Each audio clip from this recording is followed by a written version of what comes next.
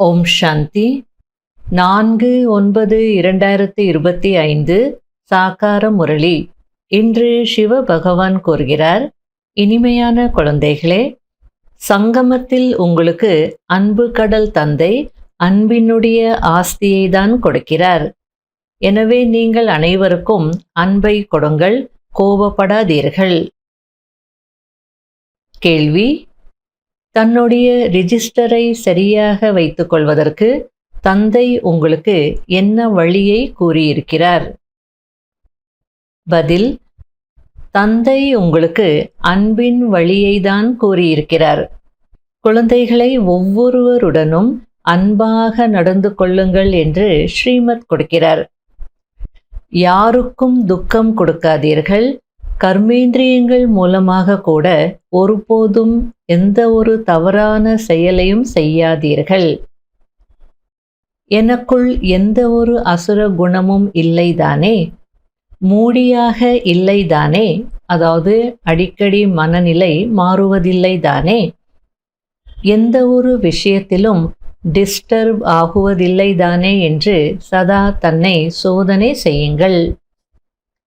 அதாவது சிலர் ரொம்ப மூடியாக இருப்பாங்க. மூடியாக இருப்பது அப்படின்னா, இப்போ சந்தோஷமா சிரிச்சுக்கிட்டே இருப்பாங்க, ஏதோ ஒரு காரணத்திற்காக அப்படியே கோவிச்சுப்பாங்க, இல்லைன்னா மனச்சோர்வு அடைவாங்க, மனநிலை மாறிட்டே இருக்கும். அதுபோல நான் மூடியாக இல்லை தானே அப்படின்னு பார்த்துக்கோங்க அப்படின்றார். முரளியின் பாடல். இந்த நேரம் சென்று கொண்டிருக்கிறது. ஓம் சாந்தி. இனிமையிலும் இனிமையான ஆன்மீக குழந்தைகள், பாடலை கேட்டீர்கள். நாளுக்கு நாள் நம்முடைய வீடு அல்லது குறிக்கோள் அருகில் வந்து கொண்டே இருக்கிறது. இப்போது ஸ்ரீமத் என்ன சொல்கிறதோ அதில் அலட்சியமாக இருக்காதீர்கள், தவறு செய்யாதீர்கள். அனைவருக்கும் செய்தியை கொண்டு போய் சேர்ப்பீங்கள் என்று தந்தையின் டைரக்ஷன் கிடைக்கிறது.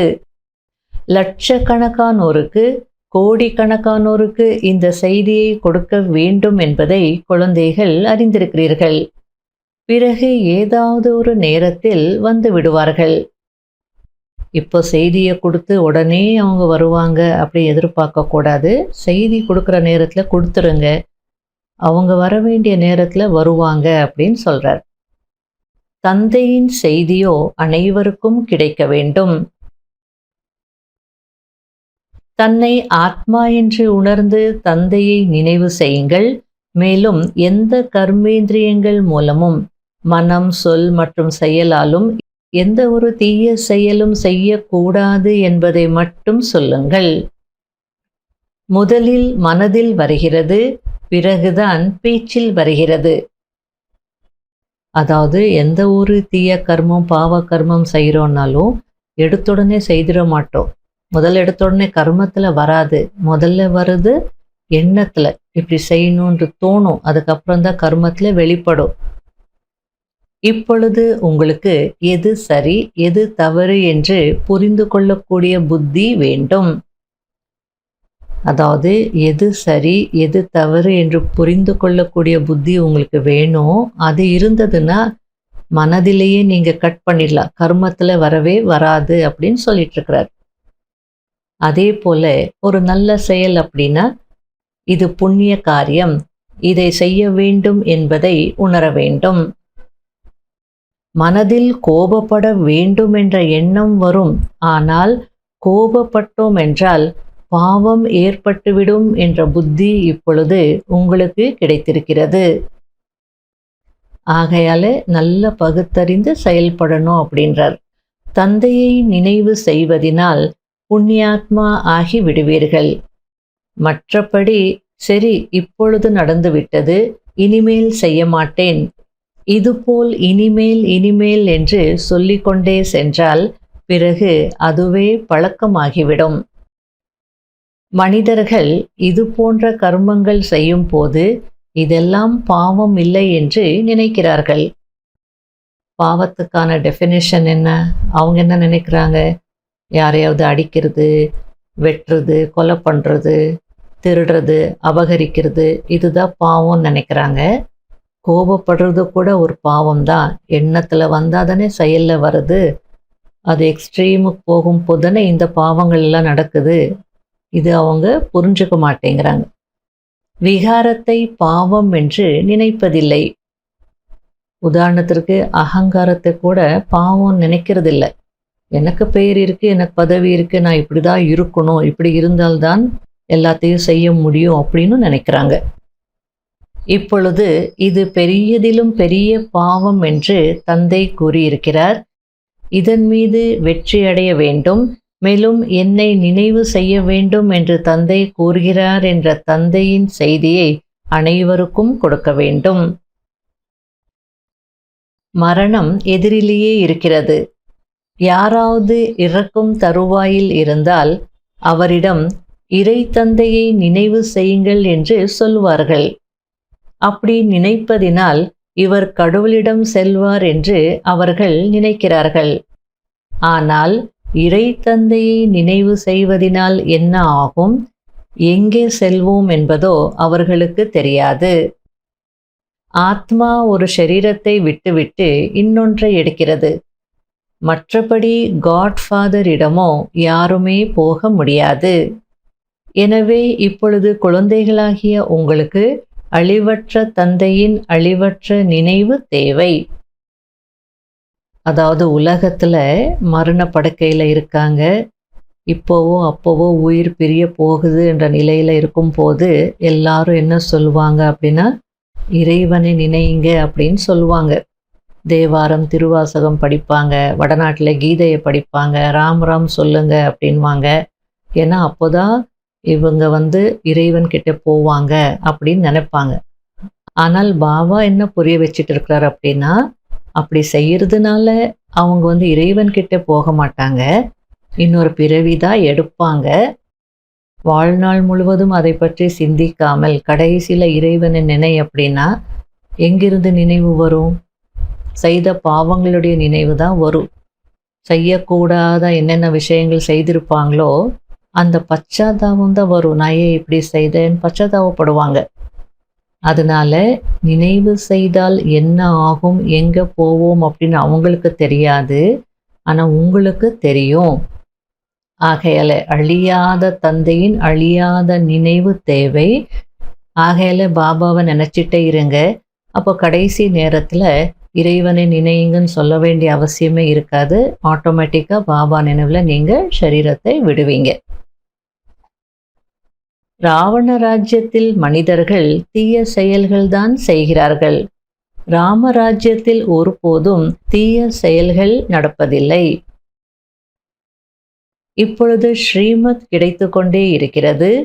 எங்கேயாவது சேவைக்கு அழைப்பு கிடைக்கிறது என்றால் இதை செய்யலாமா இல்லை செய்ய வேண்டாமா என்று ஒவ்வொரு விஷயத்திலும் ஆலோசனை கேட்டுக்கொண்டே இருங்கள். உதாரணத்திற்கு யாராவது காவல்துறையில் வேலை செய்கிறார் என்றால் அவரிடம் நீங்கள் முதலில் அன்பாக புரிய வையுங்கள் என்று சொல்லப்படுகிறது. உண்மையை சொல்லவில்லை என்றால் பிறகு அடிக்கலாம். அன்பாக புரிய வைப்பதினால் கைக்குள் வர வாய்ப்பிருக்கிறது. ஆனால் அந்த அன்பில் கூட யோக பலம் நிரம்பி இருந்தது என்றால் அந்த அன்பின் சக்தியினால் யாருக்கு புரிய வைத்தாலும் கடவுளைப் போல புரிய வைக்கிறார் என்று நினைப்பார்கள். நீங்கள் இறைவனின் குழந்தைகள், யோகிகள் அல்லவா? உங்களுக்குள்ளும் ஈஸ்வரிய சக்தி இருக்கிறது. ஈஸ்வரன் அன்பின் கடலாக இருக்கிறார். அவரிடம் சக்தி இருக்கிறதல்லவா? அனைவருக்கும் ஆஸ்தி கொடுக்கிறார். பாபா எந்த விஷயத்தை புரிய வச்சுட்டு இருக்கிறார் அப்படின்னா, உதாரணத்திற்கு நீங்க போலீஸ் வேலையில இருக்கிறீங்க அப்படின்னா அடிக்க வேண்டி இருக்கும். அப்போ சிலர் கேட்பாங்க, பாபா நாங்க அடிக்க வேண்டி இருக்கோம், இது துக்கம் கொடுக்குற லிஸ்ட்ல வருமா அப்படின்னு கேட்பாங்க. அதுக்கு பாபா புரிய வச்சுட்டு இருக்கிறார். சிவ பாபா அன்பு கடலா இருக்கிறார். நீங்க அவருடைய குழந்தை. ஆகையால அந்த அன்பு உங்களுக்குள்ளே இருக்கு. அன்பாக சொன்னால் மட்டும் மாற மாட்டாங்க. அந்த அன்பில் யோக சக்தி இருந்ததுன்னா மாறுறதுக்கு வாய்ப்பு இருக்கு அப்படின்றார். அன்பாக புரிய வைங்க.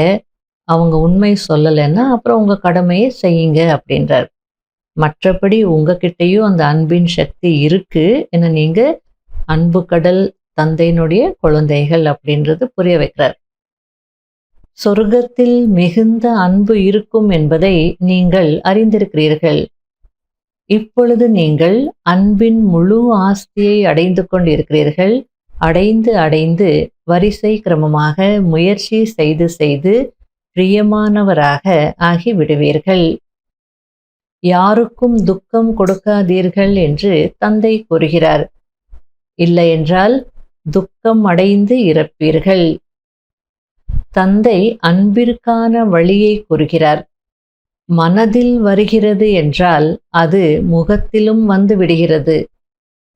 கர்மேந்திரியங்களினால் செய்து விட்டீர்கள் என்றால் உங்களுடைய ரெஜிஸ்டர் கெட்டுவிடும். ஆகையில கவனமா இருங்க அப்படின்றார். நான் சம்பூர்ணமாக விகாரமற்றவனாக இருக்கிறேனா? எனக்குள் எந்த ஒரு அசுர குணமும் இல்லைதானே? எந்த ஒரு விஷயத்திலும் டிஸ்டர்ப் ஆகுவதில்லை தானே? மூடியாக இருப்பதில்லை தானே என்று தன்னை தானே சோதித்து கொள்ள வேண்டும். சில பேர் இருப்பாங்க, ரொம்ப டெலிகேட்டா இருப்பாங்க, சென்சிட்டிவ், தொட்டால் சுருங்கி போல இருப்பாங்க. எதுக்கு எடுத்தாலும் கோச்சுப்பாங்க, எதுக்கு எடுத்தாலும் அழுவாங்க, ஃபீலிங்ல வந்துருவாங்க. அவங்க மூடு மாறிட்டே இருக்கு, மனநிலை மாறிட்டே இருக்கும். அதுபோல நான் மூடியாக இருப்பதில்லை தானே அப்படின்னு உங்களை நீங்க செக் பண்ணிக்கோங்க அப்படின்றார். அநேக முறை நீங்கள் முயற்சி செய்திருக்கிறீர்கள். நீங்கள் இதுபோல் ஆக வேண்டும் என்று தந்தை கூறுகிறார். அதுபோல் ஆக்கக்கூடியவரும் ஆஜராகி இருக்கிறார். அதாவது தேவதையாக ஆகணும், இதுதான் உங்களுடைய குறிக்கோள். பல முறை முயற்சி செய்திருக்கீங்க, மாறி இருக்கிறீங்க. ஆகையில இப்போவும் மாறணும். அதுபோல் ஆக்கக்கூடியவரும் ஆஜராகி இருக்கிறார். இதுதான் புரிஞ்சுக்கணும். இப்போ நம்மளால மாற முடியும், நினைச்சா மாற முடியும். ஒன்று பல முறை மாறி இருக்கிறோம், முயற்சி செய்திருக்கிறோம், அந்த ஒரு சம்ஸ்காரமும் இருக்கு. இப்ப மாற்றக்கூடிய தந்தையும் ஆஜராகி இருக்கிறார். அப்ப என்ன கஷ்டம்? ஒவ்வொரு ஆத்மாவிலும் அழியாத பாகம் நிரம்பி இருக்கிறது. அந்த உலகாய நடிகர்கள் ஏதோ 2 அல்லது 3 மணி நேரத்தினுடைய பாகத்தை நடிக்கிறார்கள். ஆனால் இது ஆத்மாவிற்கு இயல்பான பாகம் கிடைத்திருக்கிறது. எனவே குழந்தைகளுக்கு எவ்வளவு குஷி இருக்க வேண்டும். அத்தீந்திரிய சுகம் என்று இப்போதைய சங்கம யுகத்தை பற்றிதான் பாடப்பட்டிருக்கிறது. தந்தை வருகிறார். 21 பிறவிகளுக்கு நாம் சதா சுகமானவர்களாக ஆகிறோம். குஷிக்கான விஷயம் அல்லவா? குழந்தைகளை நினைவு யாத்திரையில் இருங்கள். தெய்வீக குணங்களையும் தாரணை செய்யுங்கள். அப்பொழுது பந்தனங்கள் துண்டிக்கப்பட்டு கொண்டே போகும் என்று தந்தை கூறுகிறார். பிறகு பாவக்குடம் அழிந்து போய்விடும். நல்லது. இனிமையிலும் இனிமையான தேடி கண்டெடுக்கப்பட்ட செல்ல குழந்தைகளுக்கு மாத் பிதா பாப் தாதாவின் அன்பு நினைவுகள் மற்றும் குட் மார்னிங். ஆன்மீக குழந்தைகளுக்கு ஆன்மீக தந்தையின் நமஸ்காரம். கடைபிடிக்க வேண்டிய முக்கியமான சாராம்சம். முதல் பாயிண்ட், தன்னுடைய நடத்தை மற்றும் நடவடிக்கைகளை தேவதைகளைப் போல் உருவாக்கி கொள்ள வேண்டும். எந்த ஒரு தீய வார்த்தையையும் வாயால் பேசக்கூடாது. இந்த கண்கள் ஒருபோதும் விகார பார்வையுடையதாக இருக்கக்கூடாது. 2வது பாயிண்ட், கோபத்தின் பூதம் மிகுந்த நஷ்டத்தை ஏற்படுத்துகிறது. 2 கைகளால் தான் கைத்தட்டப்படுகிறது, ஓசை வருகிறது. எனவே யாராவது கோபப்பட்டால் விலகிவிட வேண்டும். அவர்களுக்கு அன்பாக புரிய வைக்க வேண்டும். அதாவது 2 கை தட்டினால் தானே ஓசை அப்படின்னு சொல்லுவாங்க இல்லையா? ஆகல யாராவது கோபப்படுறாங்கன்னா இன்னொருத்தர் அங்கிருந்து விலகிடணும், சும்மா இருக்கணும், அதுக்கப்புறம் அன்பாக புரிய வைக்கணும். அப்போ பிரச்சனைகள் இருக்காது, ஓசை இருக்காது அப்படின்னு சொல்றார். வரதானம்: தியாகம், தவம் மற்றும் சேவை பாவத்தின் விதிமுறையின் மூலம் சதா வெற்றி சொரூபம் ஆகுங்கள். தியாகம் மற்றும் தவம்தான் வெற்றிக்கான ஆதாரமாக இருக்கிறது. தியாக மனப்பான்மை உடையவர்கள்தான் உண்மையான சேவாதாரி ஆக முடியும். தியாகத்தின் மூலம்தான் தன்னுடைய மற்றும் மற்றவர்களுடைய பாக்கியம் உருவாகிறது. மேலும் திட சங்கல்பம் செய்வது, இதுதான் தவமாகும். ஆக தியாகம், தவம் மற்றும் சேவை பாவத்தினால் அநேக எல்லைக்குட்பட்ட எண்ணங்கள் முடிந்து விடுகிறது. குழு சக்திசாலியாகிறது. ஒருவர் சொன்னார், இன்னொருவர் செய்தார் என்று இருக்க வேண்டும். ஒருபோதும் நீ, நான், என்னுடையது, உன்னுடையது என்பது வரவில்லை என்றால் வெற்றி சொரூபமாக தடையற்றவராக ஆகிவிடுவீர்கள். ஸ்லோகன்: சங்கல்பத்தின் மூலமாக கூட யாருக்கும் துக்கம் கொடுக்காமல் இருப்பது, இதுதான் சம்பூர்ண அஹிம்சை ஆகும். அவ்வியக்த சமிகை: யோகத்தை ஜுவாலா ரூபமாக ஆக்குவதற்கு ஒரு நொடியில் புள்ளி சொரூபமாகி மனம் மற்றும் புத்தியை ஒருமுகப்படுத்தும் பயிற்சியை அடிக்கடி செய்யுங்கள். ஸ்டாப் என்று சொன்னதும் உடனே நொடியில் வீணான தேக உணர்விலிருந்து விலகி மனம் மற்றும் புத்தி ஒருமுகமாகிவிட வேண்டும். இது போன்ற கட்டுப்படுத்தும் சக்தியை நாள் முழுவதும் பயன்படுத்துங்கள். பவர்ஃபுல் பிரேக் மூலம் மனம், புத்தியை கட்டுப்படுத்துங்கள். மனம் மற்றும் புத்தியை எங்கே ஈடுபடுத்த விரும்புகிறீர்களோ அங்கே நொடியில் ஈடுபட்டுவிட வேண்டும். ஓம் சாந்தி.